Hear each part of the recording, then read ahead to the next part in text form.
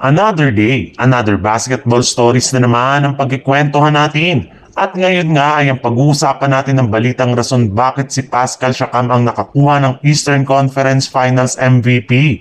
At ang naibalitang mga players ng Golden State Warriors na ititrade nila ngayong off-season. Marami nga ang hindi makapaniwala na hindi si Tyrese Haliburton ang nakakuha ng Eastern Conference Finals MVP matapos nilang talunin at ilaglag dito ang koponan ng New York Knicks sa kabila nga ng kanilang all-round performance at pagiging second sa scoring ay ayaw pa rin talaga sa kaniyang ibigay ang nasabing award. Kaya mismong si Haliburton na lang nga ang nagsabi na maging siya nga ay masyado na rin naman ngang na-confuse sa naging botohan sa pag-alam kung sino ang magiging East Finals MVP.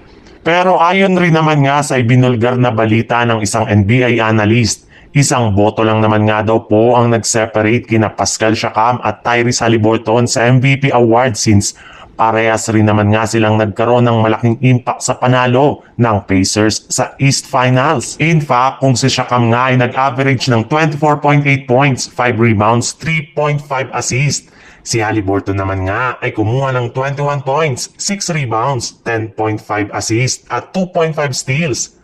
Dahil nga sa maagang pagkalaglag ng Golden State Warriors ngayong season at mas makakapag-focus na nga po sila sa paggawa ng ilan sa kanilang mga bagong plano para sa darating na off-season. At gaya nga ng inaasahan, una nga nila ditong gagawin ay pagtanggal sa kanilang mga players na tapos na nga ang kontrata sa team.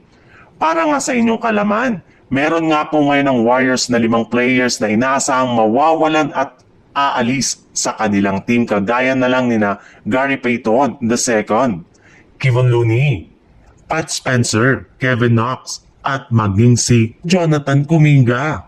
Well, bagamat man nga meron pa rin qualifying offer si Kuminga sa Warriors ay malaki pa rin nga ang posibilidad na eto na ang huling taon niya sa team matapos siyang ilang beses ng bangkuin at tanggalin sa kanilang rotation ngayong season.